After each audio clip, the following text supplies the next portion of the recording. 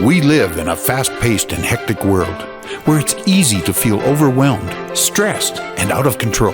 How do you manage all the competing pressures without losing sense of yourself?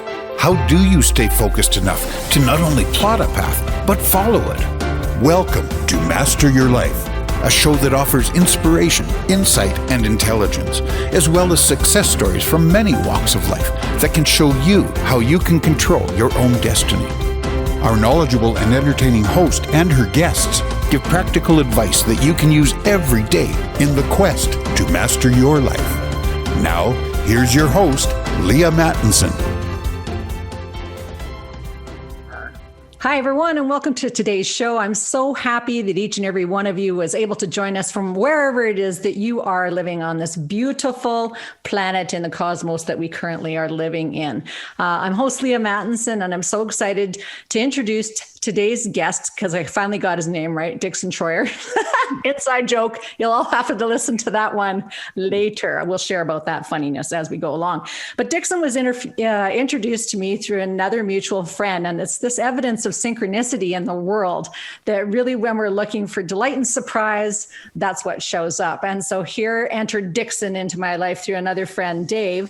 And I said to Dave, do you know anybody that could actually talk as a guest on my channel, Roadmap to the Realms, where we talk about things that are far out? And Dave's like, actually, I do know somebody, which, could have bowled me over with a feather, but yes, he did. And so he introduced me to Dixon. Now, Dixon is a wonderful man. He is a TV producer, an entrepreneur, a father, a author of Moon People, which is what we're going to focus in on today. But we're really going to explore, there it is, Moon People, beautiful. We're going to explore really Dixon's journey through this whole life that he has been on the planet, because he's done a lot of interesting things. So welcome to the show today, Dixon. Hi, everyone. It's an honor to be here, Leaha. And I love what you do. I think what you do is that you get to help people open up their minds and have fun with it. And it shows with you that you love doing this. So I think you're doing a service to the world. So thank you. Right. Oh, thank you so much. Thank you so much. Yeah, I have such a blast. I love doing this podcast. I meet the most excellent people. It's just been an absolute gift for this. 5 years now I've been doing this show. Oh, wow. So Roadmap to the Realms really came about as a result of doing financial wellness and then doing physical well-being, but really having a lot of people that were coming through talking about these really important issues where fiction and reality are almost like merging and melding. And again, to your work, not only in TV, but in now this beautiful book that you're putting forward. So Dixon, tell the audience a little bit about yourself. Well, one thing I think you forgot is that I also own a gym, and our gym is about helping people reach their goals and just feel better about themselves. And I was in TV and film, and I did a lot of directing, producing, writing, and I got to work with a lot of great people, got to work with couple assholes too. Unfortunately, that kind of goes with the territory. But they also taught me how to be a better person, of what not to be like.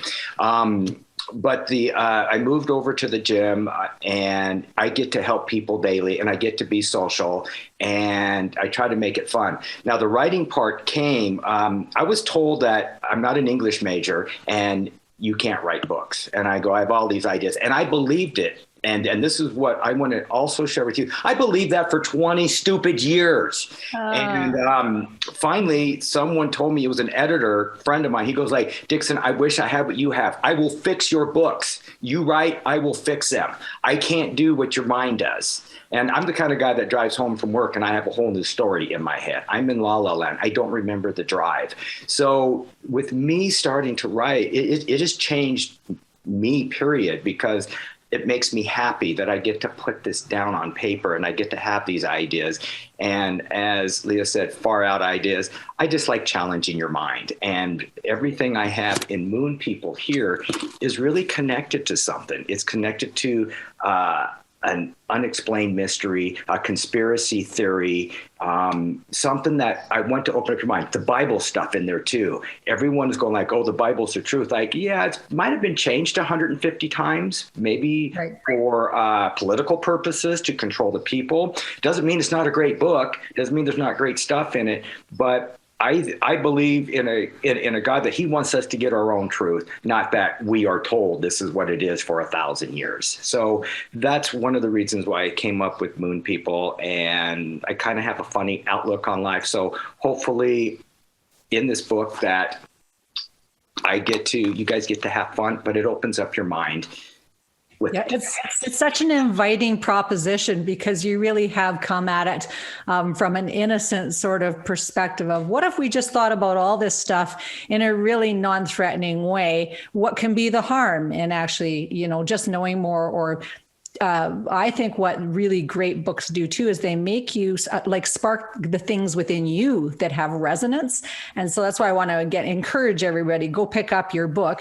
And we'll just say that right out of the chute, because a lot of times, again, it's like people will get to the end of the interview and they've lost the 46 minutes. They've forgotten, what was that book again? What was it again? So let's just start out by saying you can get Moon People where? Go to the website. I'm going to talk slow, but it's moonpeoplebook.com. And there'll be a little video of me on it, but you can click on it. But here's the other really cool thing about it. My email address is on that too. So as I mentioned, this is connected to all kinds of things. You can contact me. I would love to answer any of your questions.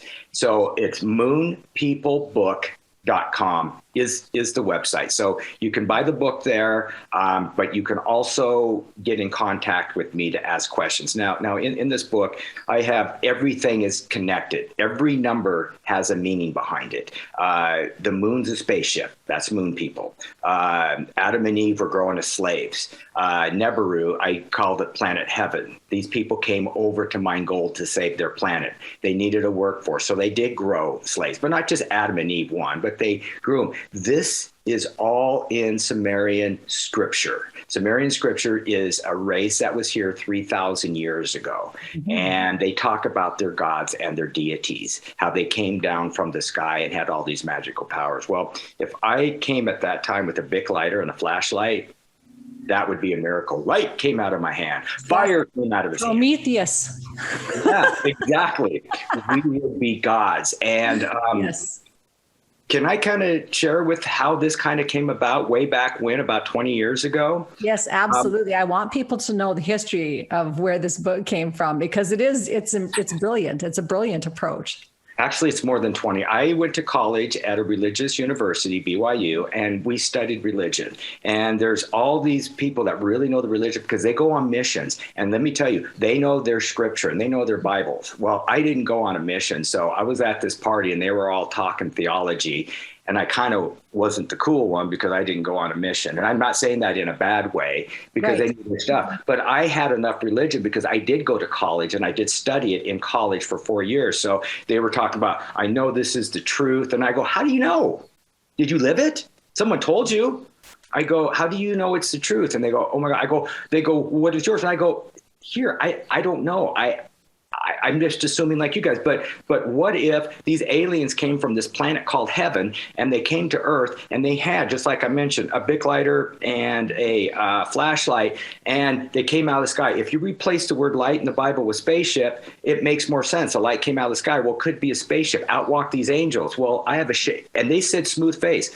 Guess what? If I shave, my face is smooth. I have this angelic outfit. Well, what if that's a spacesuit? I go, what if we came in and the whole room gets quiet? And one guy, he looks at me and he says, oh, you are so going to go to hell. And this other guy who goes like, that's the problem. Another guy, he goes, that's the problem. You guys need to open up your mind. I want to hear more of what Dixon has to say. And I go, oh, well, I just made that up just now. Right. And yes. So that's kind of the seed of this book. Yeah. And it isn't wonderful how thoughts and imagination come to us from the ether, and then these ideas sink. You had a lot of courage to actually even have that conversation when people were trying to shut you down. And I grew up Catholic, so I can, understand. Yeah, exactly. And so, yes, that said, there was a lot of very good teachings, as well as a lot of things that are, a person ought to ask questions about. So again, to my interest in what you are writing about, and why I bring guests on that talk about these things from different perspectives, because more and more information is certainly coming out now that ETs are, the real thing. Paul Hellyer from Canada here was the old what was his title in the day? He was head of defense for Canada, and he in 1968 did a dedication of a platform for a UFO in St. Paul, Alberta, so a UFO platform in 1968. So people, these, and they're not sci-fi guys. These are people who are working in the Canadian government. The Israeli government as well has come out and said, yes, there is things. And now, the US is actually coming out and saying, yeah, what you're seeing is not UFOs. I think they even have a different name for it now. Maybe you could speak more to that, but your book, it has been in the works. You've been writing it for how many years now? Well, that stemmed over 30 years ago. I started writing it about 4 years ago, and it was my first book. So it took me about 3 months to get the whole book. And then it took me about 4 years to learn how to write a book. So how to do it properly, how to have dialogue, and how to show, don't tell, and all the things of a book. So now I want to point out on your thing that you were talking about happened in 1968. Yes. We were going to the moon then, by the way, FYI, and we stopped right after that. And so why did we stop? Why did we stop? Exactly. Why did we stop? Is it because the moon's a spaceship? Is there something going on there? But that's the unknown question. Again, that's $1 million question. Why did we stop going to the moon? They say, oh, it's so expensive. I go, there's so much stuff on the moon that we can learn from and get. And no, it's not that expensive because we keep sending things out in space, but we do not go to the moon. And why is that? And that is, again, the $1 million question.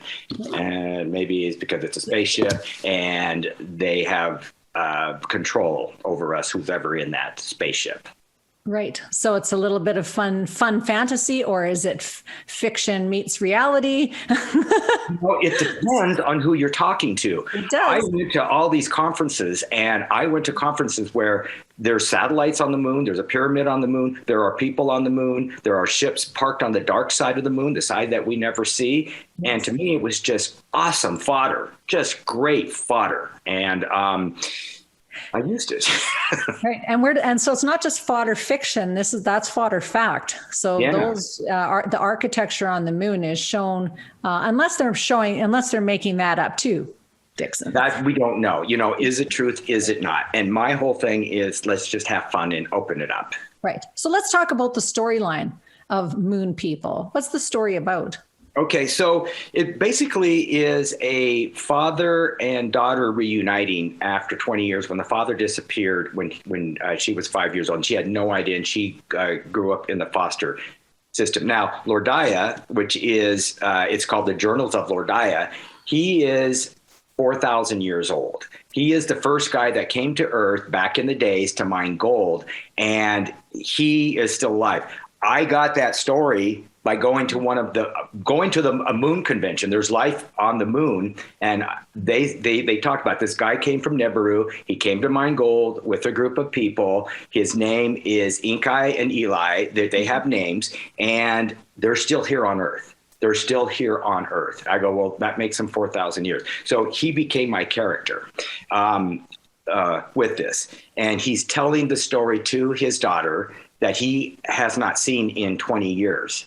And he's telling her inside the moon that this is it. Now, she was a troubled child. She was in foster homes, and I'm not going to tell you how they met because that's part of the story, but there's a very random meeting in there and how they connected. And so he tells her the journeys of all of history, of Adam and Eve, of Noah's flood, of the moon's a spaceship. Now, she was able to believe the moon's a spaceship right away because he basically kidnapped her and put her there on it. Oh, so she was had fighting first-hand and kicking. experience. Yeah, he had to take her because she was in trouble because they reunited by accident, and he had people chasing him.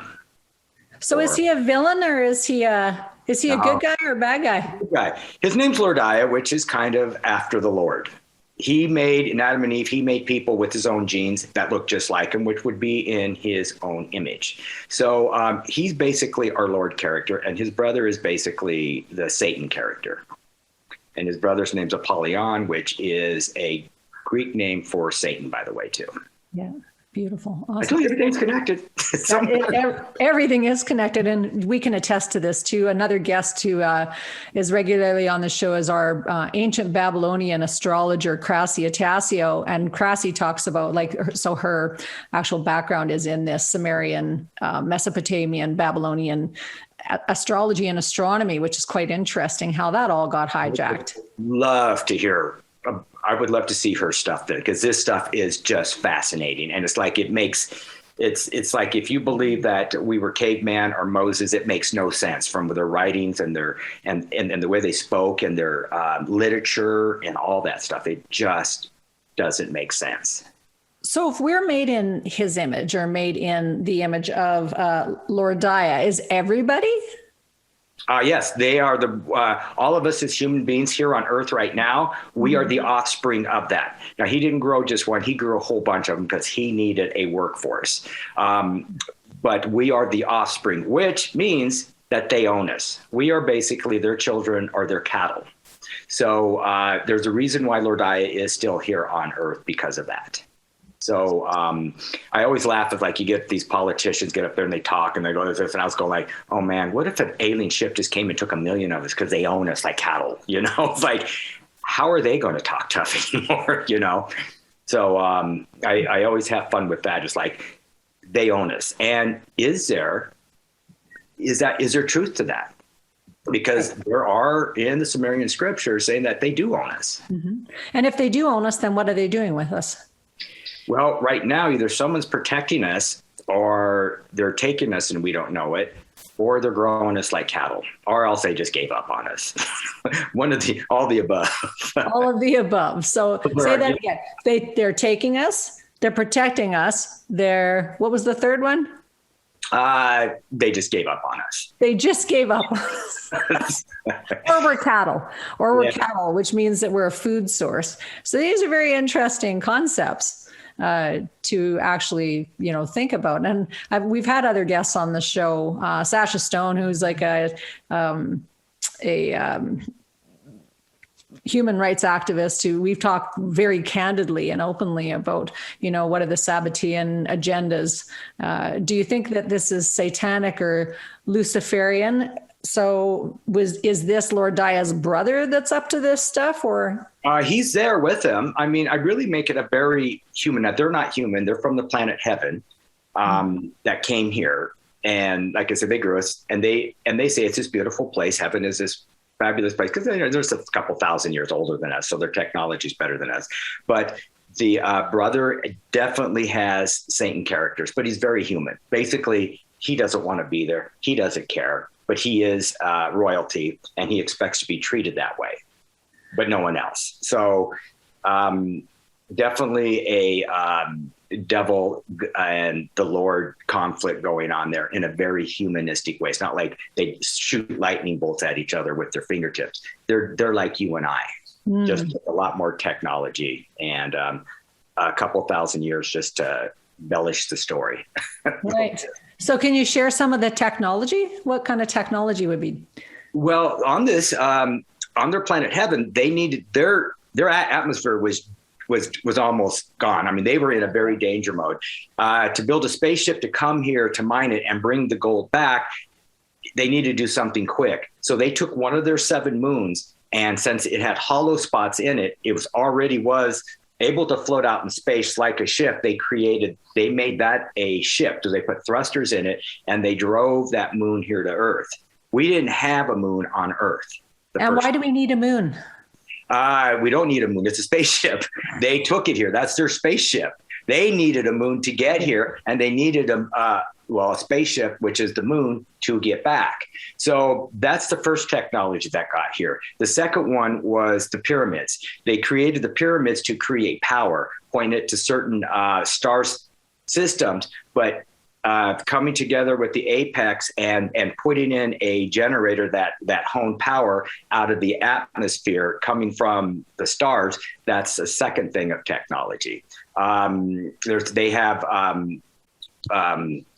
things that they can carry the big rocks. We talk about how to make the pyramids, anti-gravity lifts and stuff like that. There's so much technology in there too. I'm just thinking the growing of Adam and Eve. He had to have a bunch of incubators to do this, and he had to have the DNA knowledge to create these beings. But he didn't want to make them like him.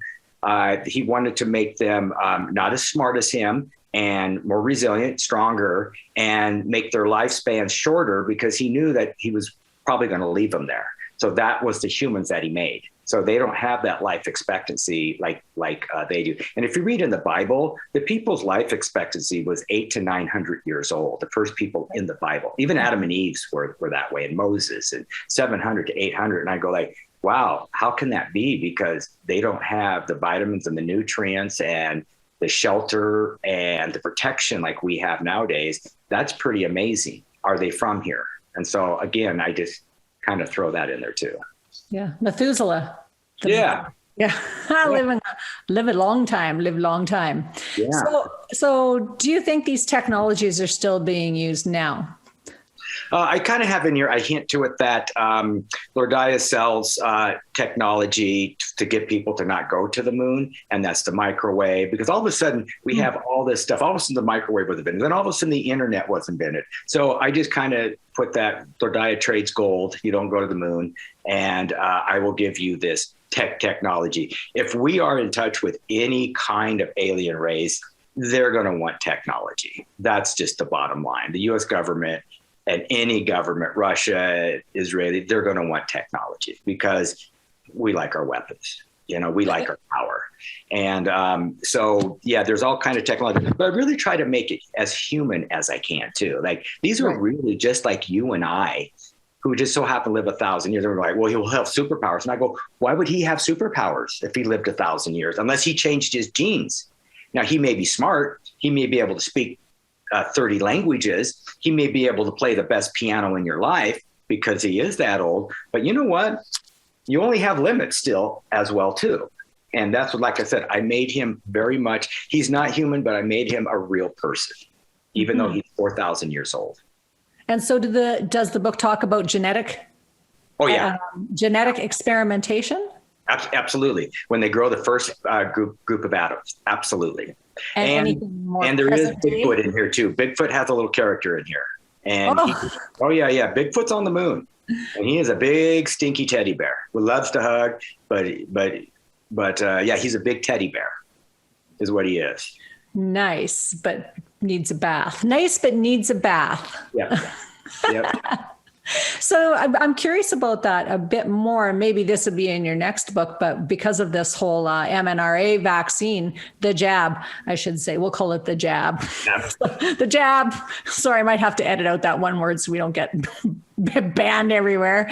But the mRNA jab, which is currently happening, is said to be genetic editing.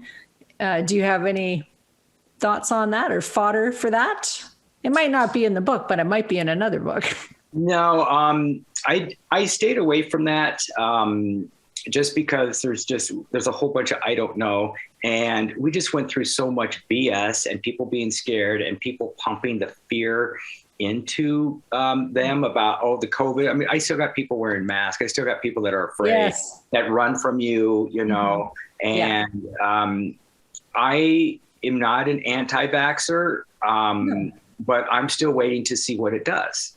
Right. And I think people getting the vaccine, it seems to have worked unless we were all in a BS world and that the COVID wasn't as bad as it is. These are a whole bunch of Now, can I create a story for you, a whole BS story? Absolutely. I can come up with all kinds of conspiracy theories and stuff, but I go like, I'm going to let us breathe a little bit on this one. I got so many other ideas that I definitely stayed away from it.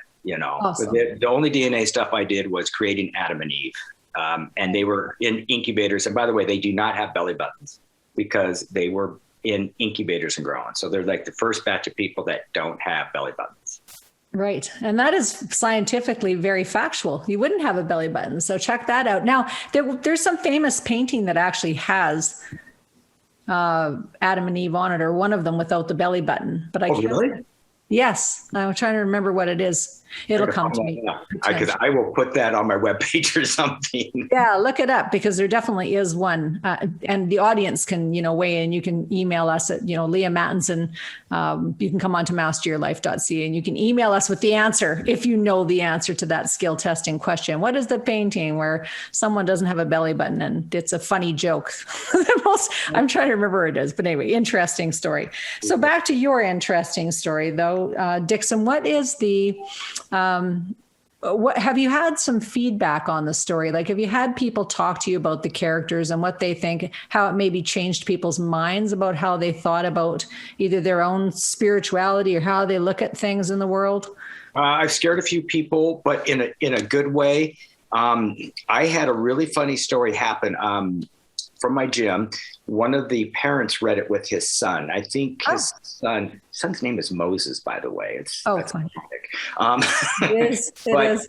But they read the book together, and they talked about it, and it touched me that they were doing that, because he would come and ask me questions about the book. Well, I guess they were talking religion. He said, this is the kid in a group of people and adults and a little theology. He goes like, yeah, well, I heard that these people were grown to be slaves to mine gold for another planet. And the whole room looks at him, and he goes like, yeah, he goes like, the guy that we call God, or we pray, or he's just an average person that grew us in a genetic thing. His dad, he goes like, hey, Moses, that's Dixon's book. So that was great, because we got the kid to think, Right. Yes. And I get a lot of back, because they're trying to figure, I have an Easter egg in there too. So there's a hidden something all the way through the book. And I get people, and it is connected to something as well too. Like I said, every number is connected to something. Like people say, like, I know what this number means. It's like, yeah, maybe not so much. But I get a lot of people, they talk about the pyramids. They go, that is a brilliant Adam and Eve. I had people that knew the Sumerian history to that one. Mm-hmm. I've had people say that, hey, that was interesting. I had that too. And I had some people it went like that. Mm-hmm. I try to write it as simple as I could, so it could just be a journey. I had someone that said they were touched by the father-daughter story as well too. So it's funny with the book is like anything, and anyone reads it, everyone gets something different out of it. And there's something beautiful about it. But I had people, like, they talked about my book that I had I realized, go like, oh yeah, I guess you could look at it that way. So that was a whole nother thing that meant something to them. Yeah, I love the application of the parent-child thing. I think that's awesome, because there is a lot more question marks now that kids feel freer to talk about kind of spirituality and, where did all of the concepts or the constructs of religion come from? And I think it's been very, smoke and mirrors. There's not really been any straightforward answers. And right now there is a lot of confusion and chaos, and not just in young people, but in the 20-year-old population. The baby boomers grew up with a certain understanding of religion, et cetera, et cetera. Then some things happened along the way that, kind of have decimated some of those institutions with the way that they've treated the people that are within those institutions. And people are waking up and going, this story about that this religion cares about me doesn't actually feel true anymore. And so one of the things I thought about the Moon People book is it gives people an opportunity to actually talk about deeper conversations in an innocent, playful way. And as a grandmother of 4, I can say that, the oldest grandson is ready definitely to take on these kind of conversations. He probably is more able to do that than I am. because I, of course, have all my filters that I'm working through where he reads a story and goes, hey, grandma, like blah, blah, blah, whatever he thinks. It's just, well, you had it shoved in your brain too. It's like God, Yeah. Jesus, Santa Claus, and all that stuff in your head to be good. Now, I want to reiterate on that about religion and open up people's mind. Religion teaches you to be a sheep and to be very average. You have to be good. You have to say your prayers, and you have to praise, and you have to be very average. And I was lucky that I had a mom that saw that I was a free spirit, and she let me be a free spirit. Did I get in a lot more trouble than my siblings? Absolutely. But she saw the free spirit in me. I wasn't mean. I just needed an outlet. But religion teaches you how to be average. And I tell people, I go, that's fine if that's what you want to do. That's not me. I'm not going to go to church. I can't do that. I can't sit there long enough. But it teaches people to be very, very average. And that, that scares me with kids that go to Catholic schools and all that stuff, because it's like they have to wear the same outfit. Mm-hmm. They have to, and it makes them just the same. It's like, no, I want them to wear, if they want to color their hair pink, I want them to explore that. If they want to wear a shirt that says Sasquatch is my dad, wouldn't that be great that they can wear that kind of stuff and not be average? So that's my thing about religion, and I want to open it up. It's like, open it up. And I feel that the God that I feel and I pray to says, open up and have fun in life. That's why I gave it to you. I gave you life. Have fun with it. Don't hurt anybody. Be a nice person. Don't hurt anybody, but have fun. Right. Which is, I think, an important point, Dixon, because I think a lot of people what they think is if you don't have religion, then you can't be a good person. And so there's this very weird confusion. What? You don't have a religion? Well, you must not be good, or you must not have any moral construct or moral fiber. It's just very, very funny.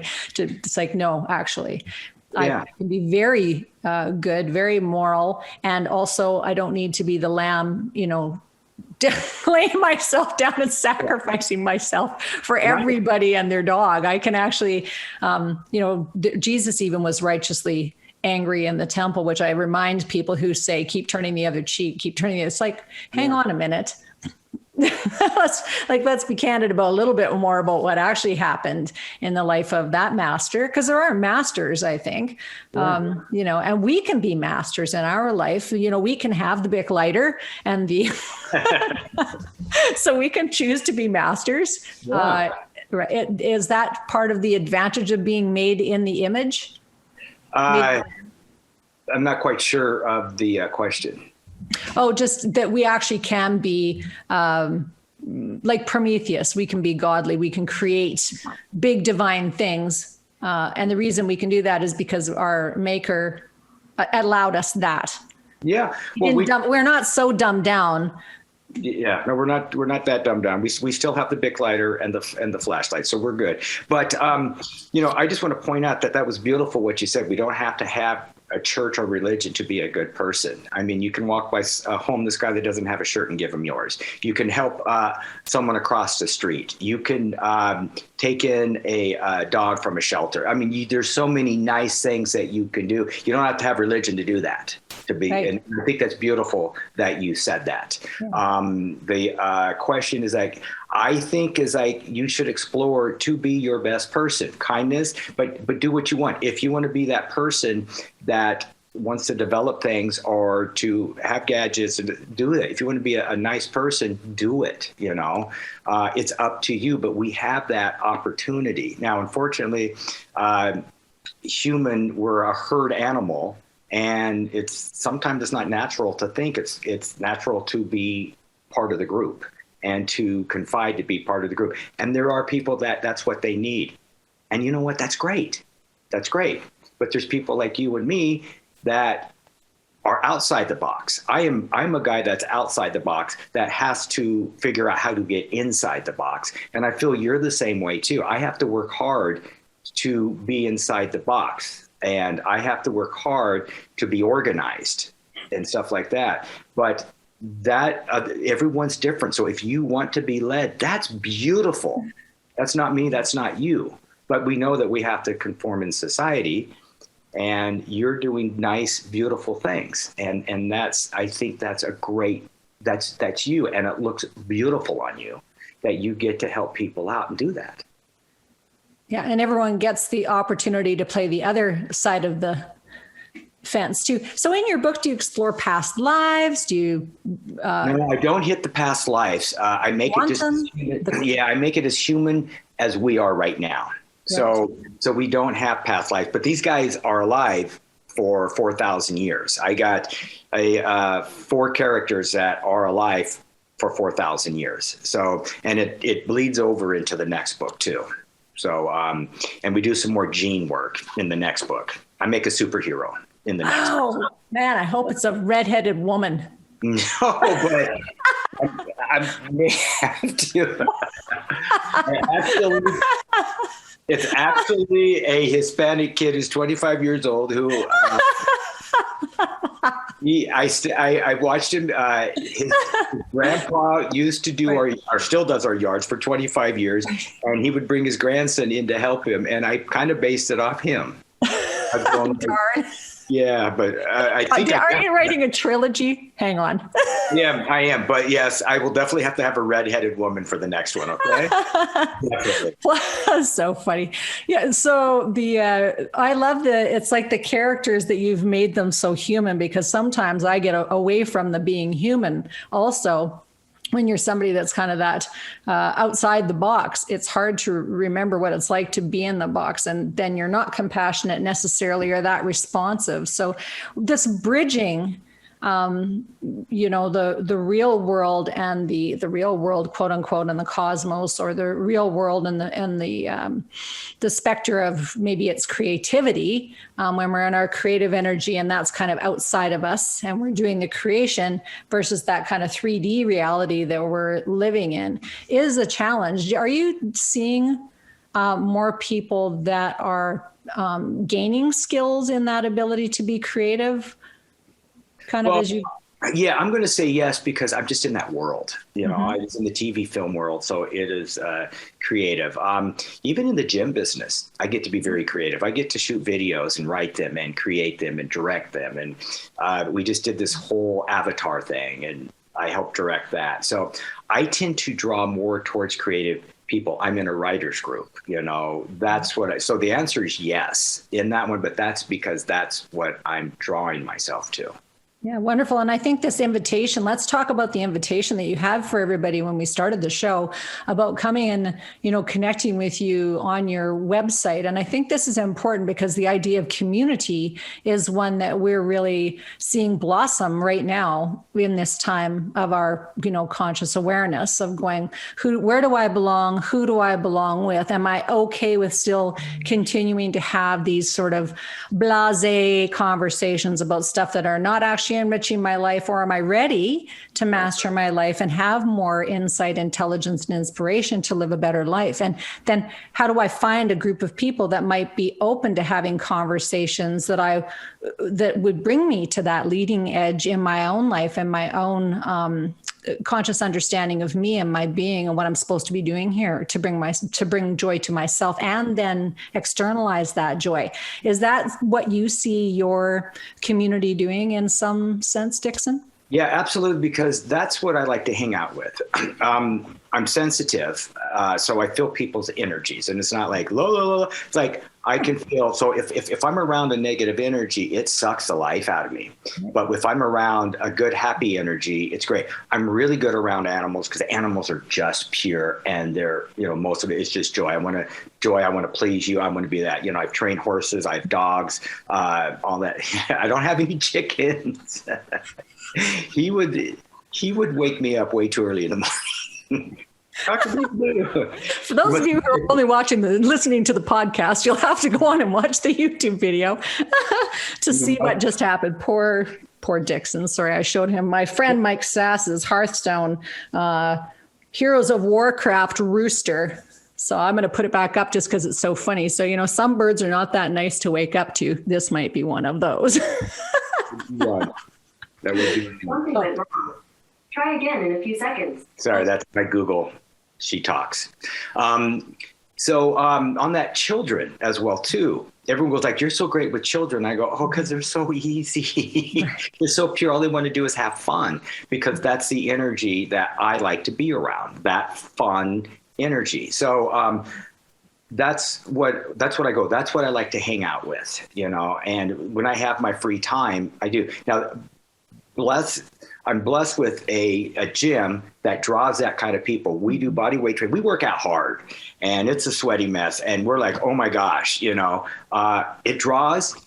I don't know why, but a great group of people. So when I go to work, I get to hang out with all these great people. There's not a bad apple in the pack. We don't have mirrors. There's no ego. There's none of this in the mirror. There's none of that. We're flipping tires. We're doing ropes. We're got kettlebells. We're doing handstand push-ups. We're doing all kinds of stuff.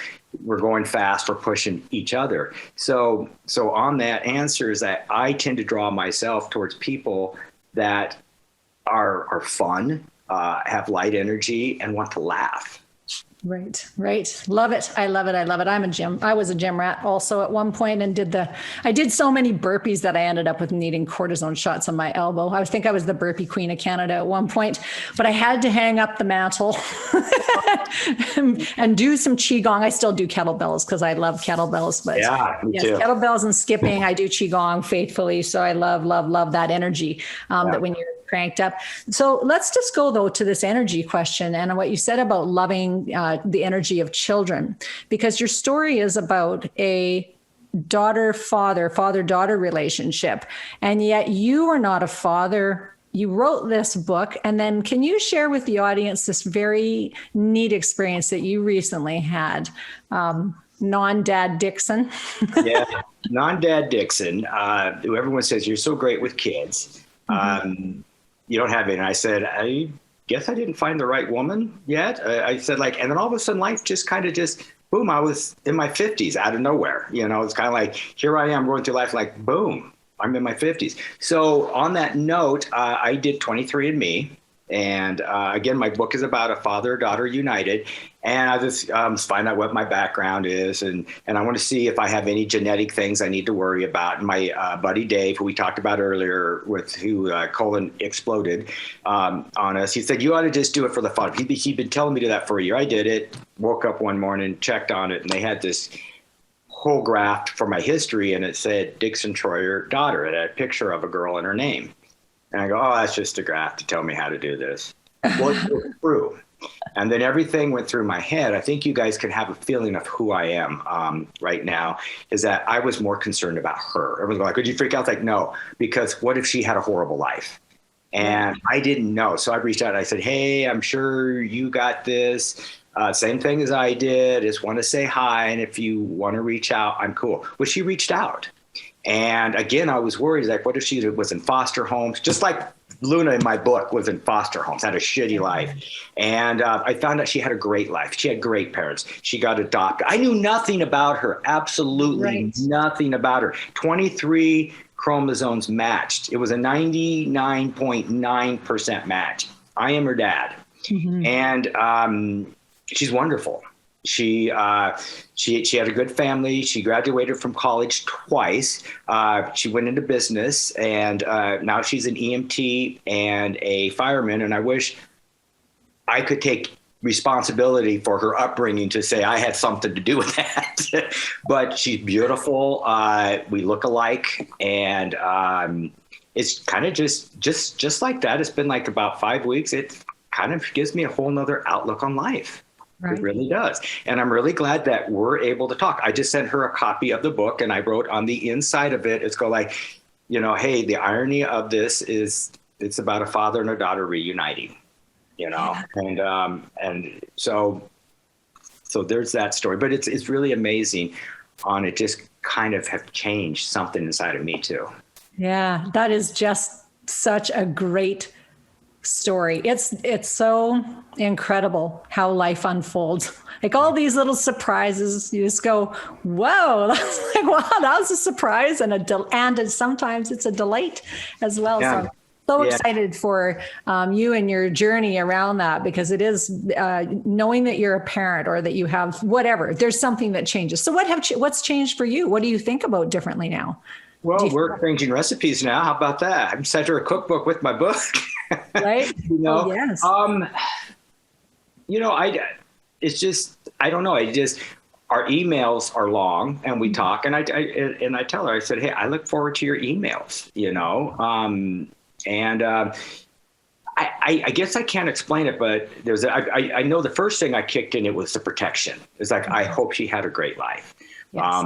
And I'm very fortunate that she did, and that she went to a good family. I mean, it's obvious she had a normal childhood. Obviously, she's very successful, has a great husband who she adores and she talks about, and she says he's goofy, which I think is great. Who's also in the EMT and a fireman. So that means he's a great guy. He was in the military. So, you know, I was going like, wow, lucky.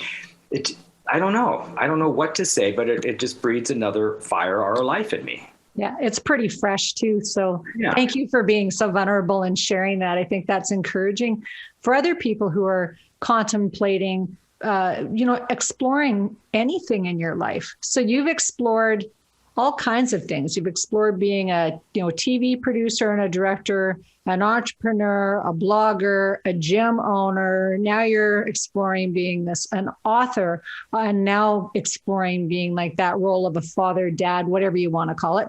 That's a whole nother hat to put on and go, wow, what does this mean? And it changes every day. I can relate to this one definitely when I had my first the grandkids came along, and that I was just going like, wow, this is a new role. And how do I think about these little beings, and what level of care and concern and compassion do I need to have for them? And they're all so individual. I think that's the other thing that you discover along the way, is that people really are their own individual divine little beings. And so, again, I'm just so happy for you guys to get connected. You can't even say reconnected, right? So it's connected.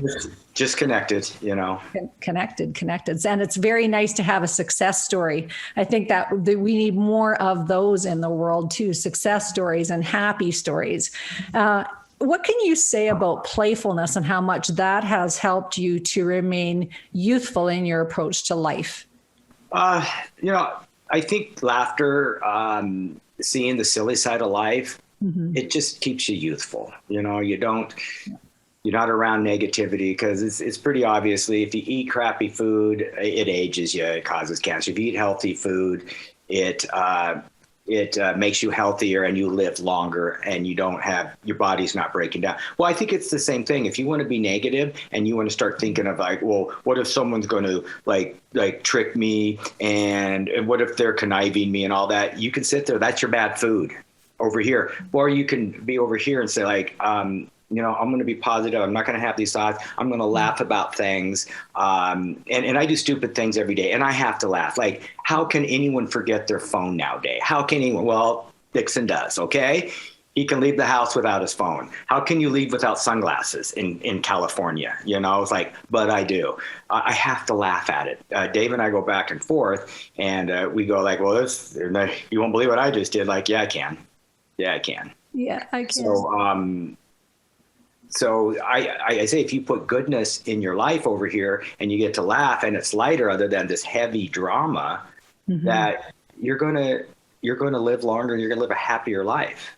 Yeah, absolutely. So thank you so much for those words of wisdom. And we're out of time. That went so fast. I know, it's like, whoa. I want everyone, again, to consider picking up Dixon's book.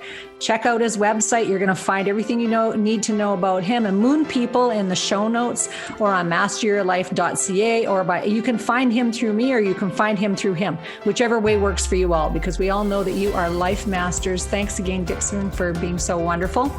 Leah, thank you so much. I enjoyed this tremendously. Great. Everyone, love yourselves, love each other, mind your minds. That's all for us. Bye for now. Bye, everybody. Thank you for being a part of our program today. Master Your Life is a presentation of Leaha Mattinson Enterprises, Inc. Join us next time on Master Your Life, helping you to discover the very best of you.